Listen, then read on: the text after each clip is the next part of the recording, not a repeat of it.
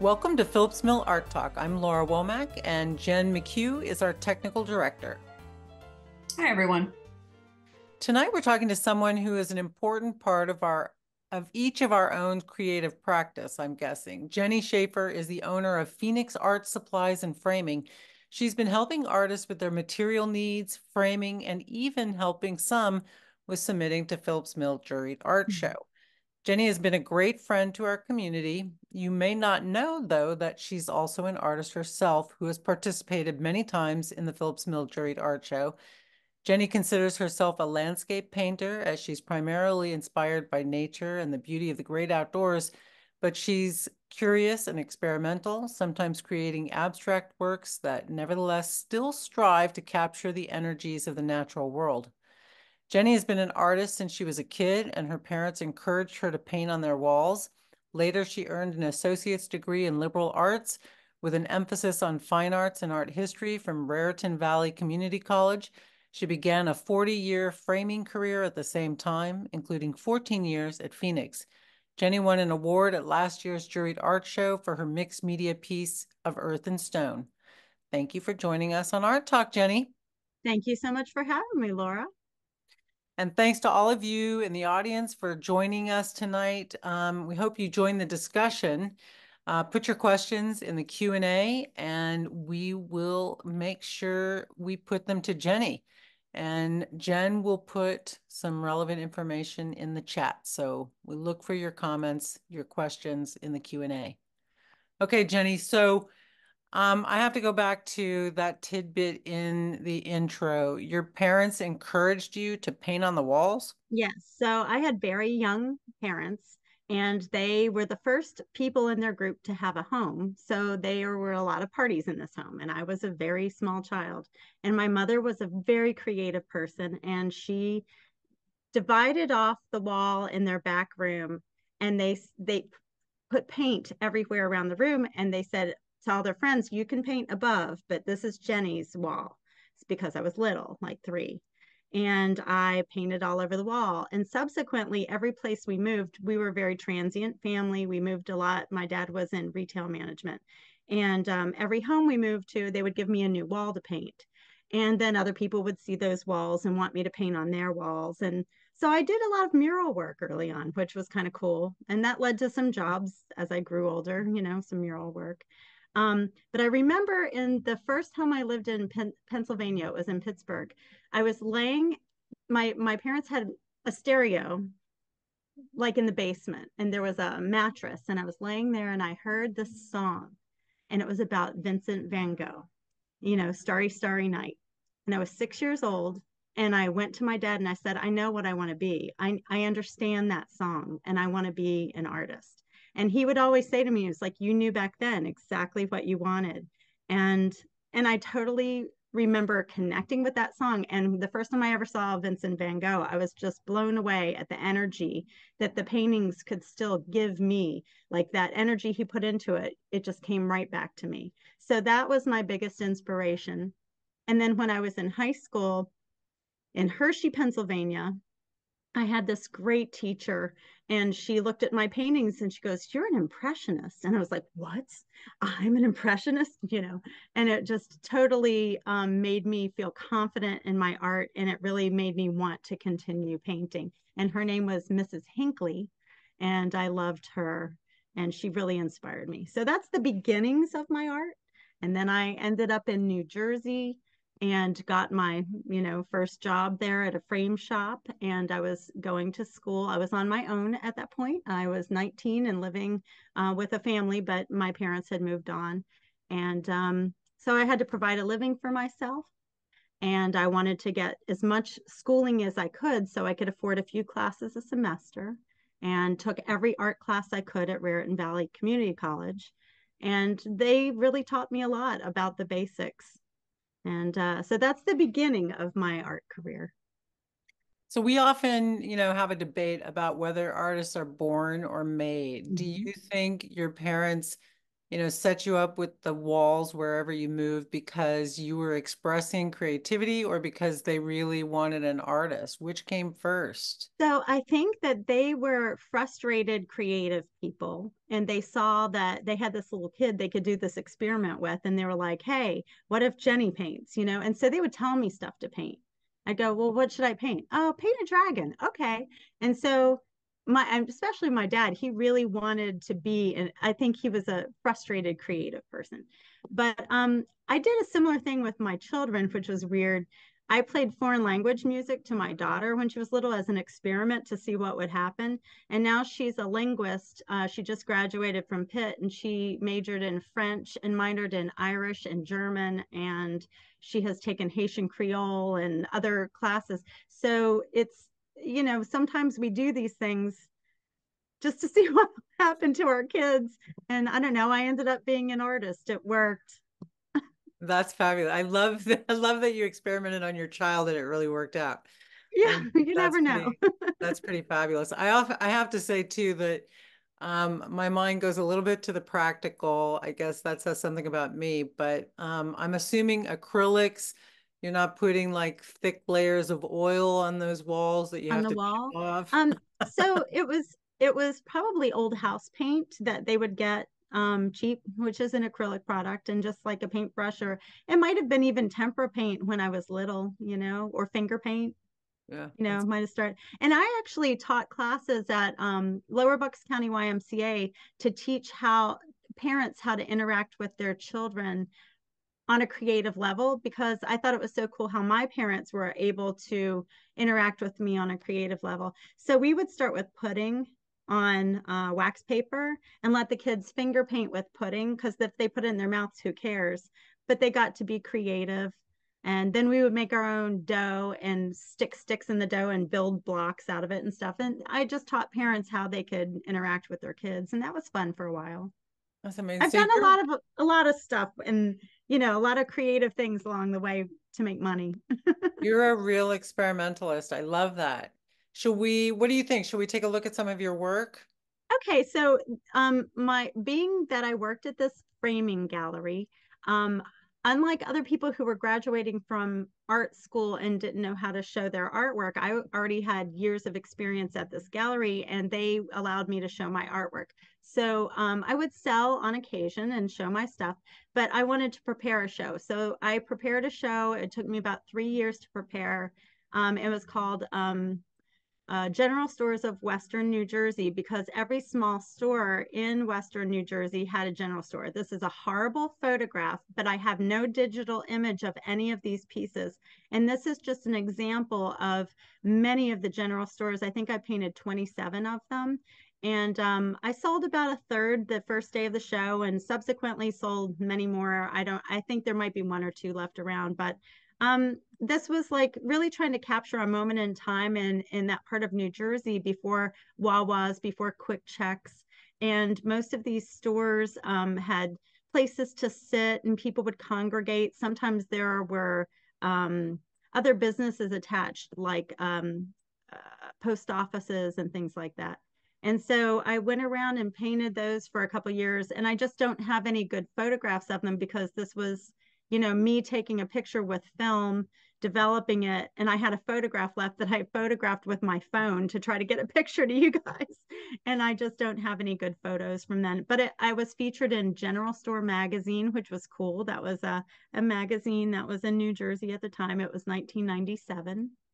And so that was, the first real big show that I had ever put together. And it really kind of made me feel good. I sold a bunch of paintings. It was fun to do. That's great. And this is what year? I mean, this is pretty early in your Nine, career.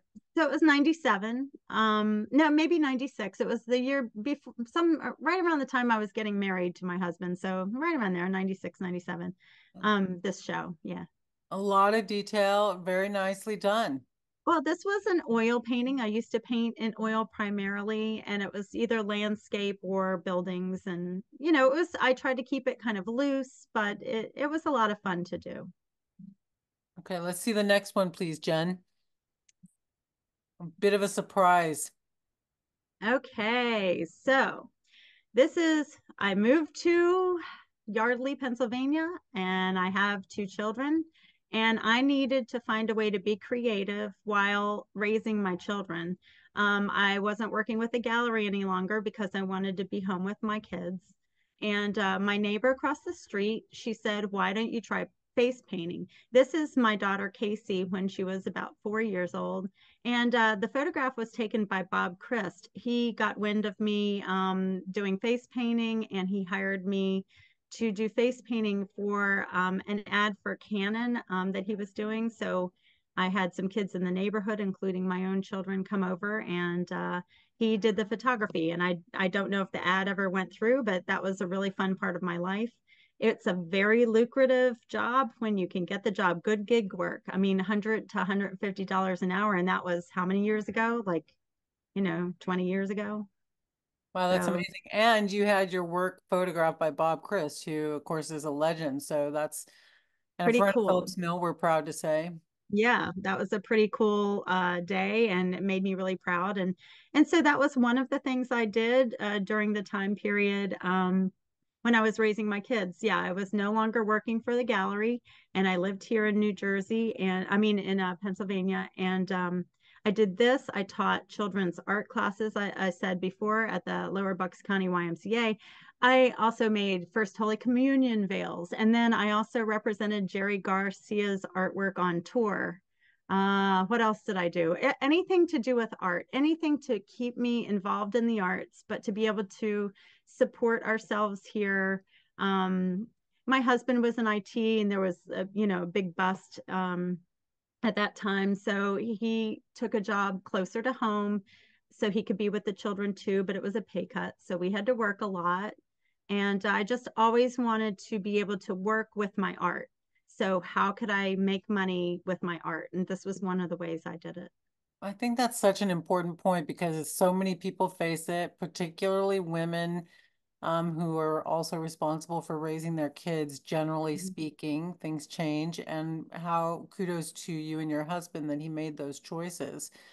But I really appreciate you talking about that because we don't often hear it, and it is an important aspect of many artists' lives. It has definitely been a driving force in what I'm doing. I just always had to be creative and always had to be making art somehow. But I mean, you got to survive. And I didn't have privileges that a lot of people did. I didn't have the schooling a lot of people did. I'm scrappy. I just get out there and do what I need to do. Love it. Just my Love it. personality. Before, let's take a look at the next painting while Jen pulls that up. I want to go back to you repped Jerry Garcia's artworks. Can Yeah. So this was posthumously. Image Maker's Art bought up most of his pieces that was available after he passed away and had a tour. And I was one of the people doing the tour with his art. So on Friday afternoons, or Friday, like I got my kids on the school bus, and my partner was a woman, and she got her kids on the school bus. We'd get in a van, and we'd open the slip and go, "All right, we're driving to Maine." And we go to Maine for a festival. We would set up a tent. We would put out his artwork and have to sell artwork all day and get very little sleep and do the festival, then pack it all up and get home to get them on the school bus Monday morning. And that's what we did. So it was about 40 hours of work and every weekend. So our husbands would stay with the kids. Yeah, that's It was fabulous. also a break though. It was a break out of my life. It was a very different world. I got to be a grown up. It was Yeah, fun. My kids missed me, and I loved that. I loved when I came home. They were really excited to see me. that's So, fabulous. and also, like when I was teaching, my kids got to come along at the Y, and that was great. And the first class I taught, I said to my daughter, who was like 4 or 5 at the time, I was like, "Did you learn anything new?" And she goes, "I learned I had the best mom ever." And I was like, "That's cool." Every mom wants to hear that, What a right? gift. What a Yeah, gift.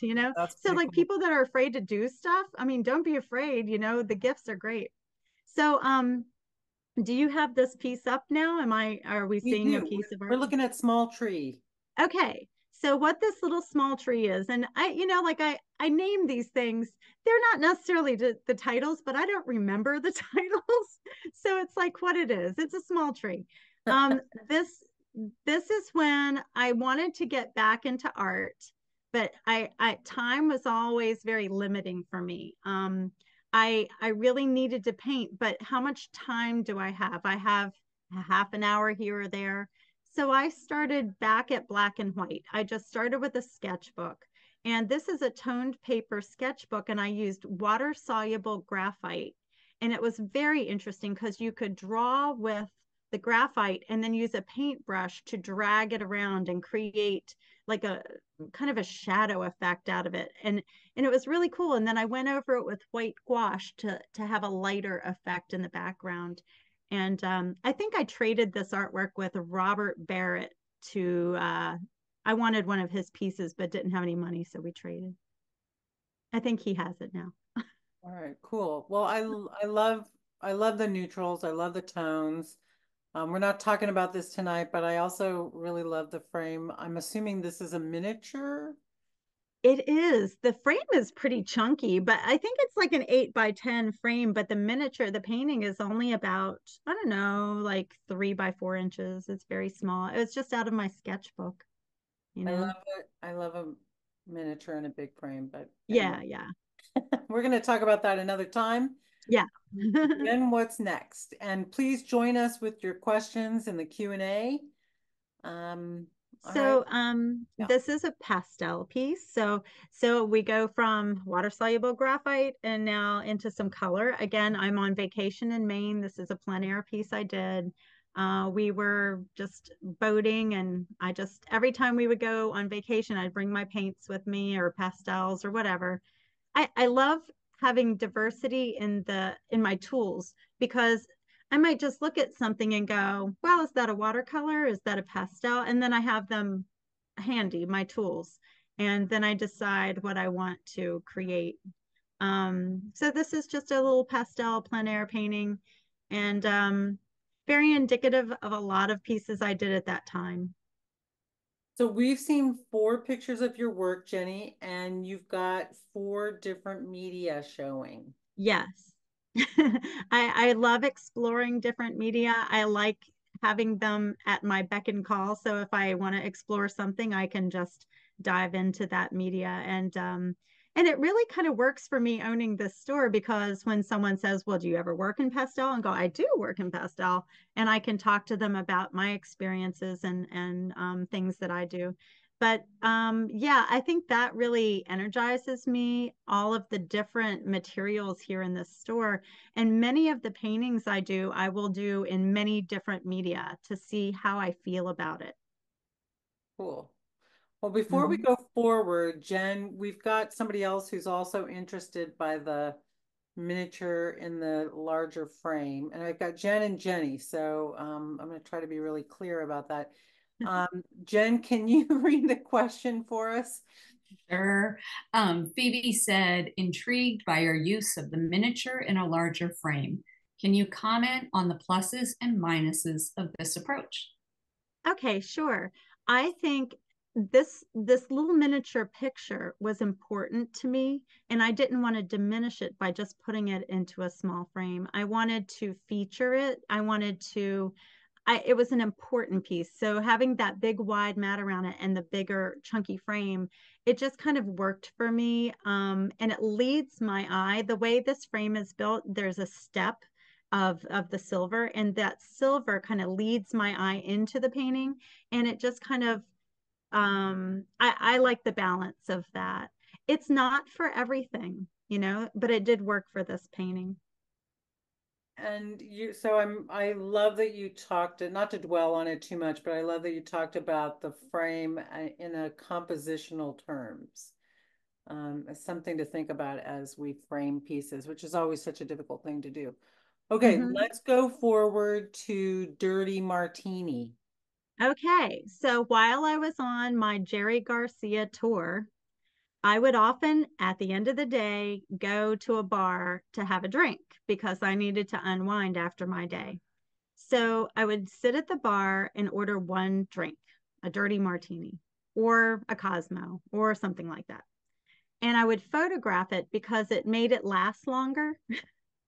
And I would sit and look at the different angles of drinks. And then I had the idea, what if I paint all these cocktails and go to bars and have shows?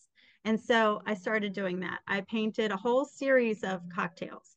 I painted giant paintings. I think there's a picture of a chocolate martini in there. And Right. yep, there. And that's a really big painting.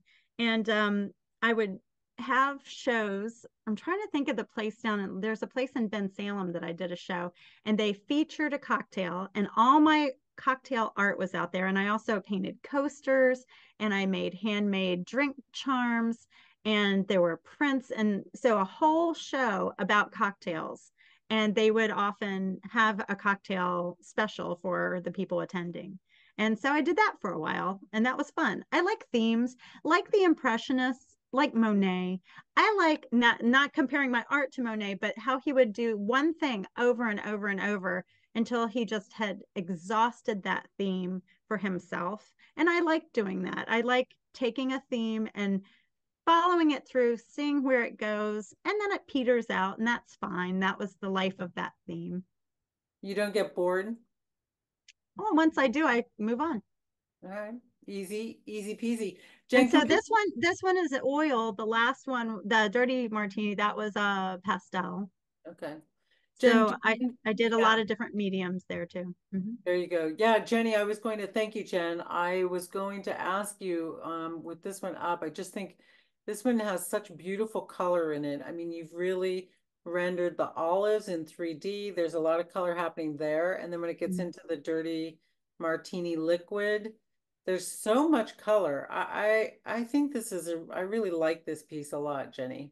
Thank you. Thank you. I enjoyed doing it. I did a lot of these where you're looking down on the drink. It's just a different perspective and trying to create, transparency and shine and, bringing color out. I enjoyed painting them. So, and so this is my little trick. So I'd go to the bar, photograph these things. I would tell everybody that I was doing a show, including cocktails. Everybody around me started ordering the high-end cocktails. I would photograph all those, and the bartender would make so much extra money that I would never charge me for the drink. Excellent. Very good. Do you want to talk at all about how you created the transparency and depth in liquid? It's just layering pastels. So with pastel, I'll put an underpainting of a color in and then just layering different colors next to it and then blending with another layer on top. There's a lot of layering that goes along with pastels. And then the white at the end, just putting those highlights in. Um, yeah, a lot of sore fingers from rubbing and Right, trying to blend those colors. right. Thank you. Okay, I think we're jumping ahead to Dawn on Silver Lake, and we're definitely looking at different media. Okay, so this again is on that toned paper, and it's the water soluble graphite and the gouache, the white gouache. And this is a sketch to try to get values down of a painting that I wanted to do. And then I also did it in oil, and you'll see a picture of that coming up in oil, but the oil is very small. This is just like a 5x7. It's not very large, but just playing around with color. And then I did it a large painting, an 18 by 24 in acrylic, and it's a lot more detailed. The color has shifted now, a little bit more on the blue side. I wanted a cooler kind of tone rather than oil painting. I had also done a small acrylic that kind of looked more like this one, and this is what I chose to do the bigger painting in. But again, that was me experimenting with different media, and I really enjoy painting in oil, but I don't have the patience or the time to paint large paintings in oil. So I was playing around with, how do I use acrylic like oil? So this was kind of pushing myself to make these landscape paintings with acrylic because when I was in school, acrylic to me was a very hard edge thing. It was a solid color. It wasn't used this way. This isn't how I was taught to use acrylics. So trying to use different mediums, to use glazes. And this one I ended up finishing with a cold wax medium. I wasn't sure if I wanted a glossy finish or not. So I did another painting, a small painting like this, and I poured an acrylic medium on top to create a real glossy shine. And I realized I didn't want that look at all. But that one sold. They're all gone. All the different renditions are sold, and it's fun. It's fun to explore something. And when you become real familiar with it, it's like you see, I've shifted them. I've done some different work with it, different composition, but it's kind of like you become real familiar with how you're going to do the rocks or how the sunshine is going to come through. And it's just kind of fun to explore that. All right, cool. And Well, this that's is my lake. great. This is where I live. This is my front door.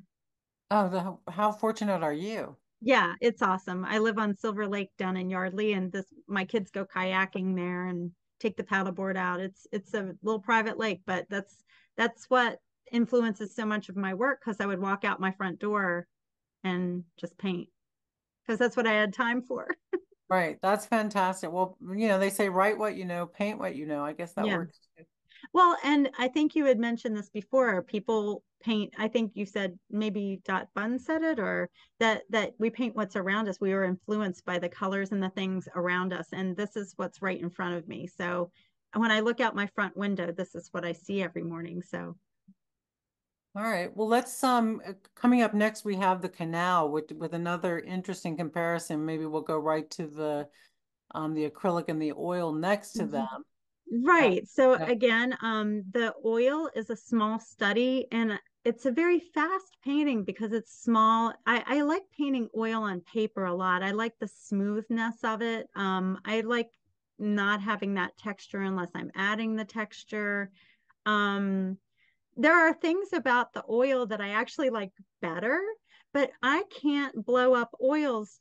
Like there's small paintings, for some reason, I just love how they look small. But doing that large, even with a larger brush, is hard and it takes a lot more time. And so the acrylic painting, it dries faster and I can put my layers in faster. So it's a very small oil painting and a much larger acrylic painting of the same scene. I mean, the oil painting seems a lot more atmospheric to me. I It mean, is. you're I using, love that. That's the thing I haven't figured out about acrylic yet, is how to not keep going in with more detail. but I mean, it's hard to choose between these two paintings because there is that lovely atmosphere. I think the canal itself really glows. Uh-huh. The reflection on that is extremely nice. When I look at the acrylic on the left, the detail in the tree in the upper Right. right shadow Right. is really lovely. And I'm not sure the towpath itself, they're both really beautiful. One's detailed and I mean, how Yeah. to choose, Jenny? They're a little different, but it's an image that I love. That's another thing. I love walking on the towpath. This was like at dawn. It was beautiful. The light just hit that far little hill and just it was beautiful. And yeah, these I paint the things I'm familiar with, and this is something, I walk on the towpath often. And getting it, just capturing it in the oil quickly. I tend to do that a lot because I love oil, but I really like it on paper. I haven't tried a large oil on paper. Oh, about I've done one about that big, but not bigger than that. I don't know how it would hold up the weight. So that's a mystery. How to create that painting on a large scale with oil, I just haven't had time to try. Maybe someday I'll go back and try that. You're doing a lot of different stuff. Mhm. Okay, let's take some questions. And we love it when you join us with your questions. Thank you all so much for that. And Jen is going to help us through those. Okay, some of these I think you may have answered, but Anthony just wanted to comment. This was on your dirty martini. Mhm. He said, Jenny, through employment of pastel chalk, you had captured a sensation cool, cold, and frosty. Oh, yay. So Yeah. hopefully, Anthony's enjoying a Dirty A dirty martini. martini right now, right? Yeah, I'm with them. exactly. I'm with both of you. Yep. And Phoebe asked, have most of your pieces been sold or are there any available? Okay, that's a really good question. I would say I think most of these that you're showing have been sold up to this point because a lot of them we're talking about things that have happened in the past so far. We're not talking about some of the current stuff I'm doing yet. Here at the gallery, listen, my shop, here at my store, I am not a gallery. I'm an art supply store and frame shop, but I do have some wall space and I have my current pieces hanging here at the shop. So if you want to see what I have currently on display, just come to the store, Phoenix Art Supplies and Framing, and you can see what I have up currently. It's my work. Great. And I think we have another question, Jen. Yes, and actually, I was thinking the same thing. Karen asked, do you work from photos? I do because I don't have time to sit and paint plein air. Sometimes I paint plein air when I can, but schlepping the stuff, I just don't have like the canal path. I would have loved to have sat there and painted that plein air, but I was on a walk. I walk about 3 miles in the morning before work. I have to get to work. I found the photograph. It's great. I work from photographs. Yeah, I do. I abandon them at some point. I start out with the photograph, but then I just stop. I stop looking at it and just kind of look at what I'm working on and make it what I want it to be. Okay. Thanks for that. We always want to know about whether artists work from photos. It's such like a core question. I think it's a tool, it's a tool that I use and I don't see anything wrong with it. It's just, I can't do it any other way. And there's so many things I see. I stop the car so many times. I'm like, oh my God, look at that. And I don't have time to paint it right then and there. So I take pictures and I have a I mean, just billion, not, yeah, exactly. you know, and sometimes I'll compile pictures or if the composition's not right, I can add, I can subtract. But it's like, yeah, I take a ton of photographs. Maxed out. My poor little phone is 93% maxed out. That's that's always an issue. I was just reading an article. I can't remember where, and I can't remember all the artists, but that painting from photos are with the aid of photos, and that the influence of photos on art is really, really much older than we think. So, Okay, I um, mean, who was it? Like Albrecht Dürer, he would use the camera obscura and get his, that's basically a photo. you know, yeah, people exactly. use the tools they have available. Yeah. Like, We have I mean, another question. Sorry, yeah, go ahead. No, you're Jenny. good. You're good. Go ahead. Okay, Jen, let's take that question and then let's move into some of the abstract stuff, which I think, I mean, you're so versatile, Jenny. Um, we'll go there next, Eva Jen. wanted After to you, Jen. know, how did your store's name come about? Oh, so my store, Margaret Matheson was the previous owner of my store. Before this, it was called Mixed Media, and it was on Main Street in Doylestown, or the main drag there.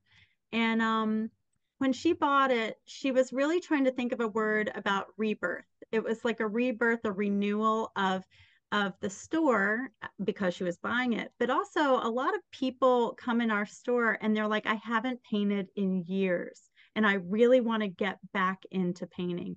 And so a lot of that has to do with why she named it Phoenix.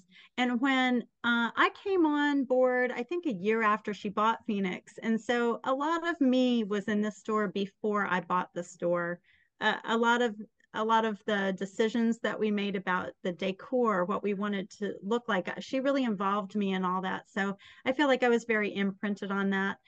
So I stuck with the name Phoenix, and I think it's an important thing to let go of the past and start over and just rebirth is really important. So a lot of our artists are retired and they want to get back into art. So there's a Phoenix. Cool. All right, let's take a look at Blue Moon. Okay, so Blue Now, Moon. This is a very interesting part of my life. This is done in alcohol ink, And this was the first time I realized that, oh, I can make landscapes out of this stuff. A customer came in and they were making cards out of alcohol ink and just doing little dots on the cards. And it was so vivid and so pretty. And this was after a time period of me doing a lot of the black and white stuff. And my friends were like, you should paint in color. And I'm like, oh, okay, well, let's see. And this stuff was so vivid. And frankly, if you've ever seen Jerry Garcia's work, he was such a vivid color painter. He used watercolor, but they were so bright and colorful. And so that definitely was in my soul when I was painting this stuff. And to be able to manipulate the alcohol ink to create landscape was really exciting for me. And this was one of the first ones that I did that I felt like, oh, I can make something happen here. And after that, I would work with alcohol ink a lot to the point where it is, I can use it as a tool and do pretty representational work. I think, Jen, there's a photograph of a red tree and then a painting that I did that's loosely based on that. So, right. So it's not an exact copy. It's just a loosely based on the photograph, but you can see the influences there. And I used a lot of photography to do the alcohol ink. What I loved about it is it looks nothing like a photograph. That's So what how I does that love work? about it. Can Huh? you tell us about the medium? How does Yeah, that? alcohol ink is basically fabric dye that's been dissolved into alcohol. And when I work in alcohol ink, I'm basically dripping it onto the substrate. Now, I think this one was done on Yupo paper, which is like a plastic paper. And so the ink just sits on the surface of the paper. But when you rehydrate that ink with alcohol, I usually use a toothbrush or something and I just start flinging alcohol at it and it makes all these little dots. And then I'll drag it while it's wet to kind of lead it into a place. And that's kind of how I get that effect. It's really experimental. It took me a while to come up with the methods that I use to create this kind of work. But it's super fun and I love how it's unpredictable, but I can still create something that's somewhat representational. I love abstract, but I want there to be something tangible in there that I can see. Pure abstract, well, I like pure abstract too. I'm just not as good at it yet. I don't know about that, but the next one, it's such a pretty picture looking up. It's also an alcohol ink. Yeah, And this was huge too. This was God, how 5 feet tall. So wow. that was a big task. That Uh, yeah, I actually got the substrate please from go Home ahead. Depot, this plastic board, and I did it on that. And a local dentist bought it and it has it in her office, I think. I mean, it Um, almost looks like a stained glass. a lot of people say that it looks like stained glass, and oddly enough, I used to work in stained glass as well. But when you have this dye and you're adding the alcohol to it, it starts dissipating the and thinning out the pigment to the point where the white from the substrate behind it starts showing through. And then it gathers on the edges. So it kind of has a stained glass effect. It looks like there's light coming from behind it. Yeah, really fabulous. Thanks. And then you've really mastered it in Springtime Blues, which is up next. Yes, again, this was taken from a photograph at my lake. Oh no, this was not. This is actually, there's another slide, Jen, of an oil painting I did of this painting years ago. There's the painting. And I used that as the source of inspiration. And this was a plein air painting that I did, but it took me about 3 years because I could never get it all done because it was big and realized plein air should be small. Didn't know it then. This is Duke Island Park in New Jersey, and there's these bluebells all over the ground of the forest, and it's so beautiful. And I loved the scene, but I was like, can I interpret my own paintings in alcohol ink? and I was able to with that painting. And I thought that was really fun. And I love, again, the unpredictability of the ink, but so it's not the same painting. It's just a painting that's inspired from the other painting. I think it really works. Um, I'm curious when you say it took 3 years to do the plein air. Did you carry it back each year when I the did. bloomed? I did. There was a certain time of year Wow, I knew the that bluebells alone were is blooming. impressive. I was like, how do people do this? I had never done plein air before. And I was like, how do people do plein air? How can you possibly paint this like while you're, so it took me a while. All right, That's all cool. right. It was an experiment. It was like, I don't know, can I paint a big painting plein air? Well, I couldn't. I I just had to, love your let's see if it works attitude. I think that's so marvelous. I need a lot more of that myself. I think that's how I am with just about everything. I don't know if it's going to work or not. And if it doesn't work, I throw it away. It's not important to hold on to all those things. It's more important to experiment, and the process is more important to me than the finished product. The finished product, if it comes out great, that's wonderful. If it doesn't, I really learned something. And so that's the more important part to me, and it's the part I enjoy the most, the Yeah. process. Yeah, that's fabulous. Jen, let's see what people have to ask Jenny. Okay. Janet said, I just want to say that I absolutely love your candor, bubbly personality, and attitude towards your art pieces. Simple and beautiful. As a mom and artist, I had to be scrappy too and feel validated. Well, I am so glad because I know there's a lot of sisters out there that are doing what I'm doing. We do the best we can. And if you have a half an hour and that's all you have, like, well, what do you do with that to still be creative? So we find ways because it's in us and we need to create. So good for you.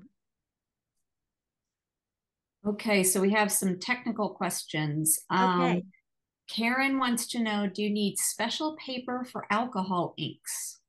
Okay, so you can't have absorbent paper. It can be used on plastic. It can be used on Yupo paper. I've done it on canvas. A gessoed canvas works. Gessoed hardboard works well. Clay board works well. Anything with a surface that doesn't absorb too much. That because you really want it to move and lay on the surface, and the alcohol will rehydrate that ink, and then you can move it around while it's wet. It dries in about a minute.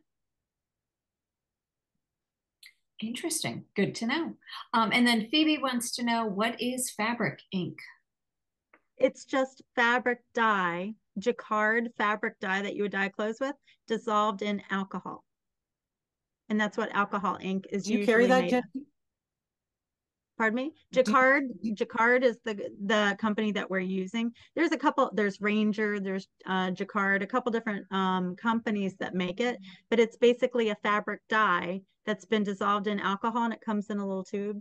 And I just use it by sprinkling it on the thing. I don't use a lot of brushes or anything. I just kind of use the squeeze bottles.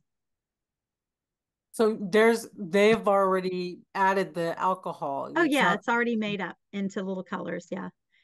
can you do just because I use clothing dye as Mhm. a textile Sure. weaver and Yeah. dyer. So I've never tried to make it can you make myself. that up yourself or is it I've never tried, okay? but Jacquard created the sink and I just use what I sell. All right, then well, save yourself a step. Right.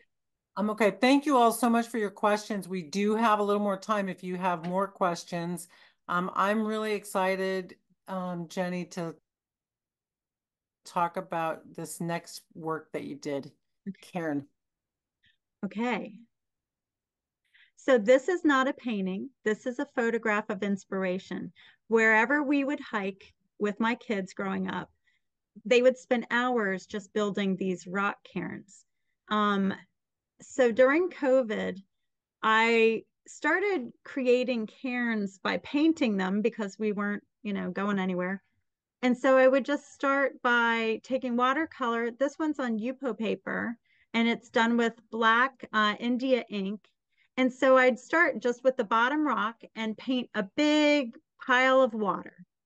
And then I just drip the ink in And whatever the water did would do, it would move the ink in ways that creates pattern. So then I would go to the next stone and I'd build it. Just like you're building a real rock cairn, I'm building this painting. And I've done little videos archived somewhere on either Phoenix's site or my own Facebook page, just showing people how to do this because it's so therapeutic and it's so calming. And it became like a way for me to just meditate through COVID. And so I use this shape to experiment with different medium, with different paints. Oftentimes I'll paint watercolor over top of the ink that I'm using. I'm using an ink that's not water soluble so that it stays put, and then I can color on top of it. So I use color in these a lot. I use watercolor paper. I use UPO paper. I've used hardboards. And then most recently, I tried it on canvas. And that's what got into the Phillips Mill show last fall. It was one of these done on canvas. And I just didn't know if I could do it. I was like, can you paint this on canvas? Will it work? Will the ink move? And it did. So this is, yeah, so this is of earth and stone. And it was a canvas scrap I had. And I just started painting the water on the canvas. And I noticed, because I'm a landscape painter, that there was a landscape emerging in this ink. So I quickly went and got Formula 409 and scrubbed away everything. There were 4 or 5 more stones on top of this. And I was like, no, I don't want them. I just want this. So I was recognizing this composition as it was coming out. And I went and scrubbed away some of the white to create more white. And I like was trying to guide it to be more of what it was. And I made the clouds in the top layer. So I just started building this as a landscape within these stones and trying to preserve that white space. And then I was able to coat it with an acrylic medium. I toned the canvas a little bit because it was just raw canvas. And then I stretched it and framed it. And that's how this one came about. And it came about very quickly. It was a very intuitive painting, but I could recognize what was happening while it was happening. So I had to immediately act to preserve what was on there. I think that, I mean, it's a really wonderful work that I think kind of speaks to you on a very basic level, because we're all so tied to nature, whether we realize it or not. Mm. But hearing you describe the process, I think it's fascinating that your experience with the medium was so critical. You knew it really well.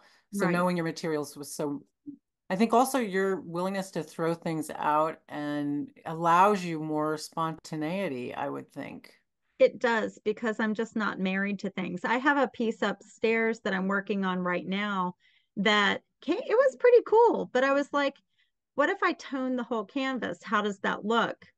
And I think it's gone too far and I don't think I like it and I'll probably just toss it. But I'm like, it's worth it. It's worth tossing, because I was like, well, do I like that?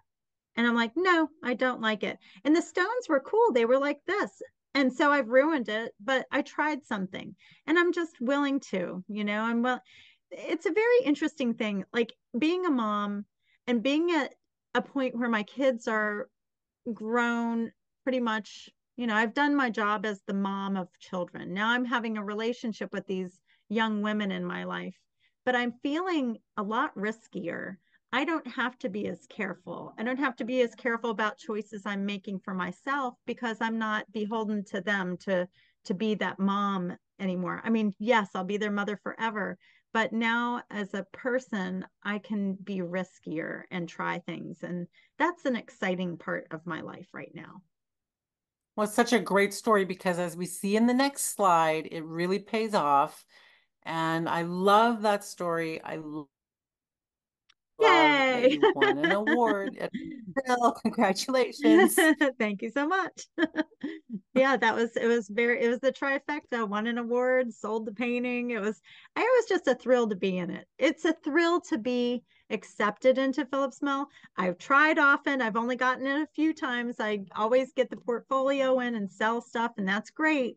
But it always feels good because Phillips Mill just feels like the pinnacle of the work that's being shown in this region. So to be a part of that is really special. And you know what? If you don't get in, hey, that's just a judge telling you that it didn't compare well to the other ones he was looking at the time. You can't take it personally. It's no big deal. But to try and to actually get in, that feels good. Yeah.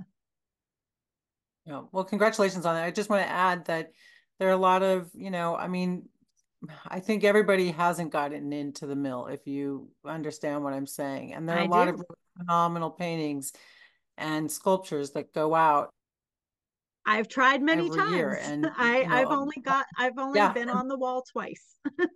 yeah. And we're, some of us who volunteer, we're all volunteers. We are devastated for the artists when they don't make it in I sometimes. mean, But I know I console a lot of people, and people, come away with attitudes and stuff. And I was like, but you created a beautiful painting, and if not here, it'll be shown somewhere else. And you tried, and that's fun, you know. it's true. And Where are you going I to have go to if you don't say, try, right? just personally looking at this work, which is cool and innovative, and we're known for our landscapes and particularly the Impressionists. I thought it was really nice that this was Mm. in M1, and I think you sold it the first night, didn't you? I did, yeah, yeah. Yeah. So It, well done. it's fun. It felt fresh for me. It feels exciting for me to look at. I love traditional landscape, but I also just love the direction of something a little bit more elusive, something that's not so tangible and perfect, because then it gives your a place for you to imagine, you know. So I like looking at things that are a little bit more imaginative. But in my own home, I have traditional art and I have really abstract art, and I like it all. If it's like a connection to a painting, I don't care what it is. Okay. Well, we do have a little bit more time. I'm excited to say, we've got a couple more paintings to look at. Um, River in Winter, Jen, can we go there? That's an oil on paper. It's more abstracted. I do a lot on paper lately. There's a few Yeah, others I and think that are on paper landscape. yeah, I mean it's more abstracted, but I mean you put a lot of time into that tree. Yeah. I like this period if this is your more recent work. I It think is. It's done with knife too. That's all done with palette knife. cool. All Uh-huh. right. I think Pretty Radical Autumn Marsh. Hi, I'm on Zoom meeting. Scott, how are you? Oh, so this is done with like, I don't know, a credit card and knife work, and it's an acrylic painting, but similar time framed, similar style, little bit abstracted landscape. I like doing that. Again, like sometimes it's successful and sometimes not, but I really like it. It's a little bit mystical. Um, yeah, it's I like the texture. Yeah, I like it a lot. I think you're a bit of an adventurer. Yeah, All right, I mean, it could have been let's keep bad. going. I It know could we have have been a few bad. minutes left. Yeah. And this one, there's aspects of that other painting, but it became a little bit more tangible. It became a little bit more recognizable. This was Delaware Water Gap.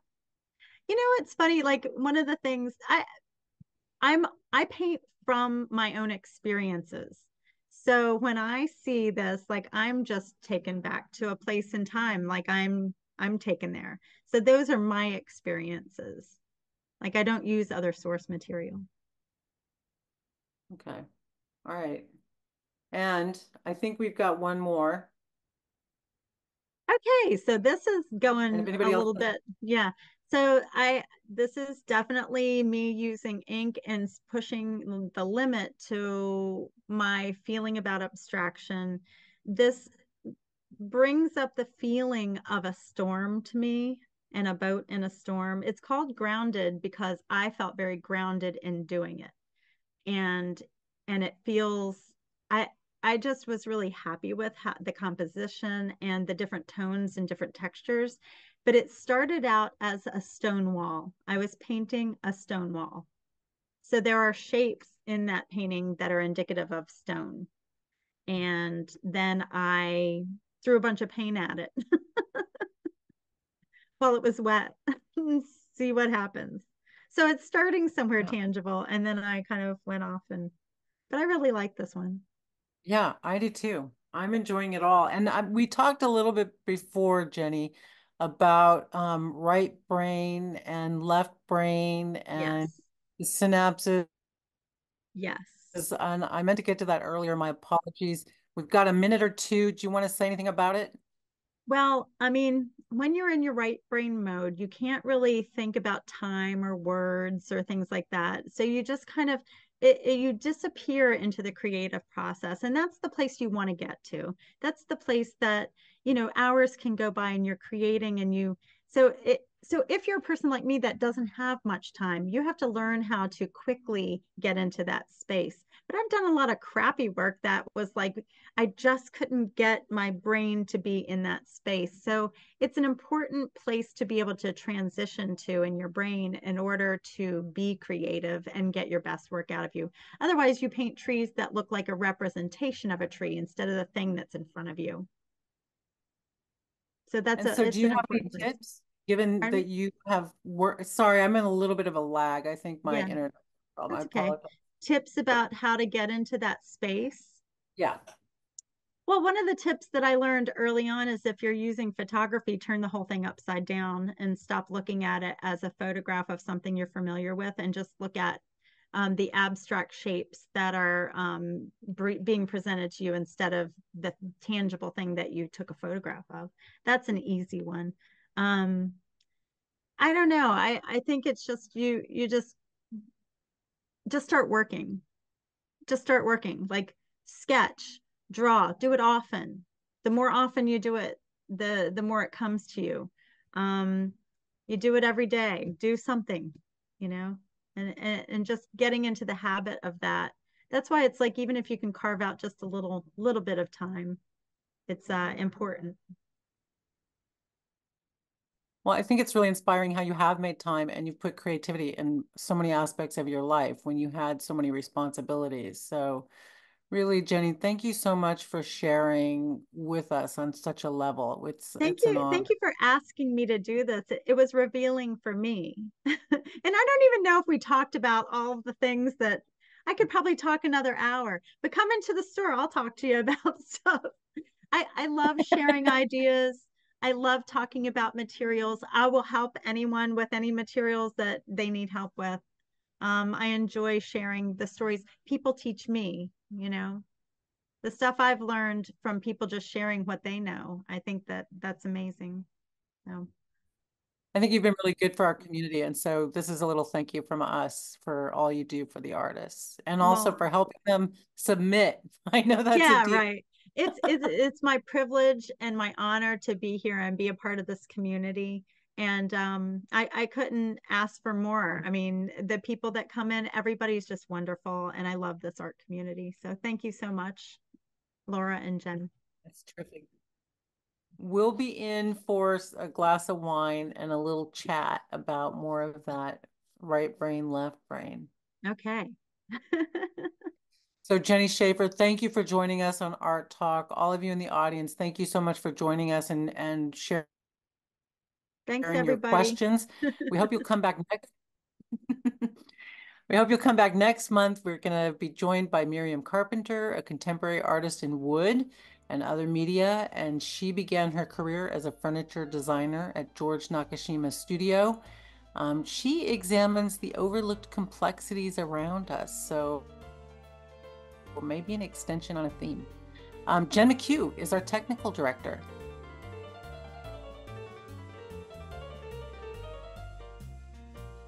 Hi, And Jean, bye. and Jean Mihich is our producer. She's off screen. I'm Laura Womack for Phillips Mill Art Talk. Thank you again. Good night. Good night. All right.